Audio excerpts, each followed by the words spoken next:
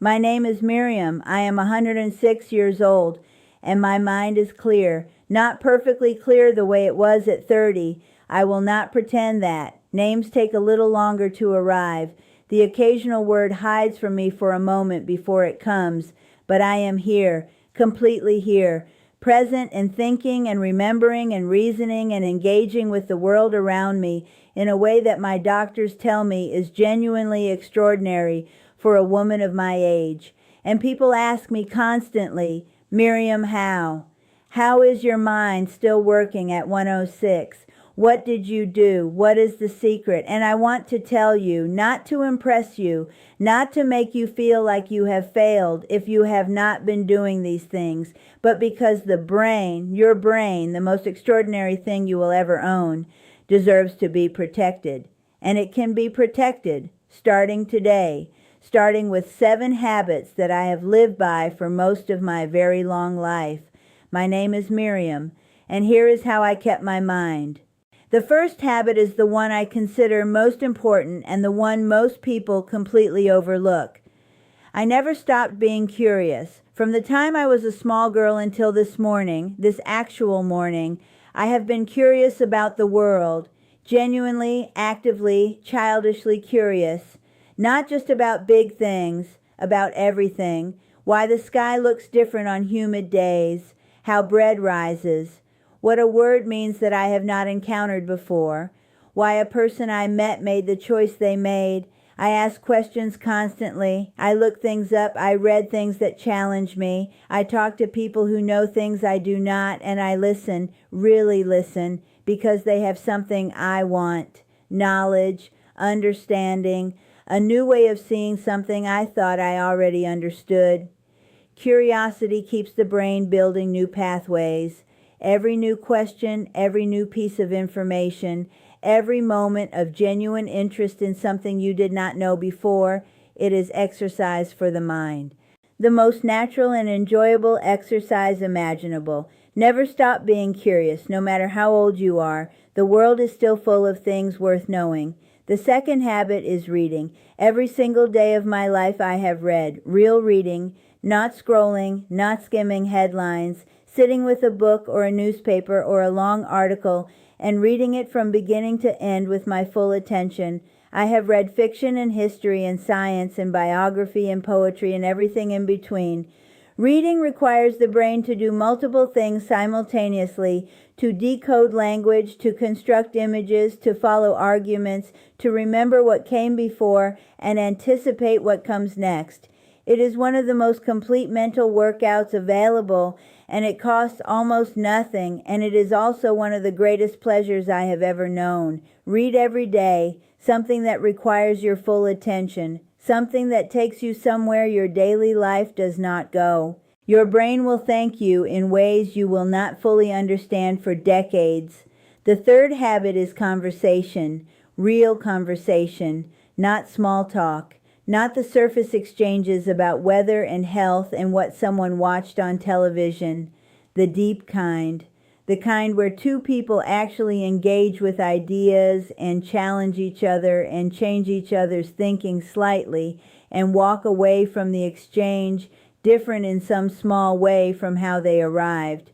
I have sought out this kind of conversation my whole life. With my husband, with my friends, with my children and grandchildren and great-grandchildren who see the world so differently from me that talking to them is like visiting another country. I have never surrounded myself only with people who think the way I think. That is comfortable, but it is not stimulating. The brain needs to encounter perspectives that require it to consider, to compare, to respond, seek out people who think differently. Engage with ideas that challenge you. Have the conversations that require something from you. The fourth habit is learning something new every single year. Not reviewing what I already knew, something genuinely new. A new skill, a new subject, a new language. I started learning Italian at 71, and I am still not fluent, but I am still trying. A new instrument, a new craft, something that puts the brain in the position of a beginner, because the beginner's brain is the most active brain. It is forming new connections constantly. It is working harder than the expert's brain precisely because it does not yet have shortcuts. The discomfort of not knowing something yet, of being clumsy and slow at the beginning of learning. That discomfort is the brain growing. Welcome it. Seek it out every year. Do not let yourself arrive at a point where you are only doing things you already know how to do. The fifth habit is physical movement.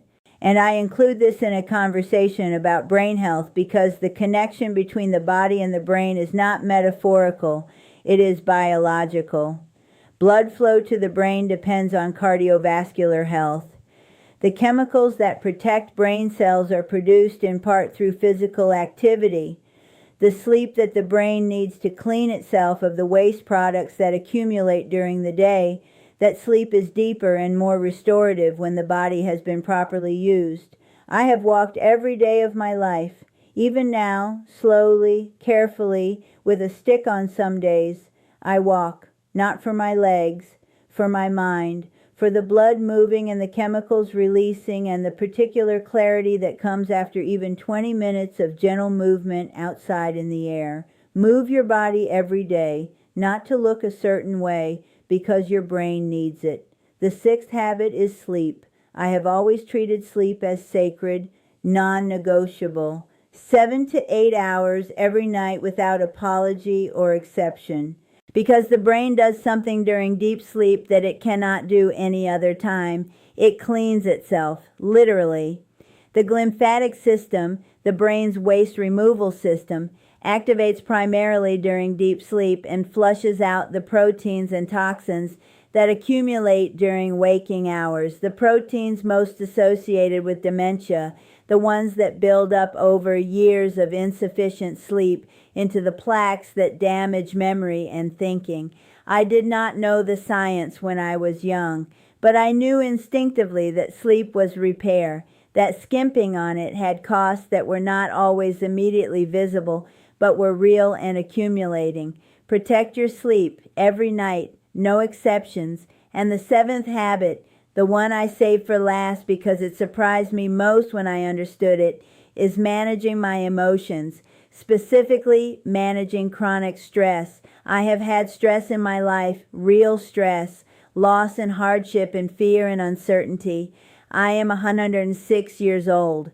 Life has given me everything, including the hard things, but I made a practice throughout my life of not carrying stress beyond its usefulness, of processing difficult emotions rather than suppressing them, of finding ways, prayer, conversation, writing, walking, simply sitting with difficult feelings until they moved, to keep stress from becoming the permanent weather of my inner life. Because chronic stress, the kind that never resolves, that lives in the body year after year, it damages the brain, measurably physically damages it. It shrinks the hippocampus, it impairs memory, it accelerates the very changes we most want to avoid. Managing your emotional life is not soft. It is not indulgent. It is one of the most important things you can do for the physical health of your brain. Find your way to process the hard things. Do not carry them indefinitely. Put them down. Make peace where you can. Forgive where you must. And tend your inner life with the same seriousness you tend everything else. I am 106 years old. My name is Miriam. My mind is clear. Not because I was lucky, not because my genetics guaranteed it, but because I spent over 100 years being curious and reading and having real conversations and learning new things and moving my body and sleeping properly and managing my inner life with intention and care. These 7 habits are not complicated. They are not expensive. They do not require equipment or programs or anything other than the daily decision to use and protect the most extraordinary thing you will ever own, your mind. Start today. All 7. One morning at a time, one curious question at a time, one book at a time, one good night of sleep at a time. Your brain is worth it. I promise you it is. Thank you for being here with me today.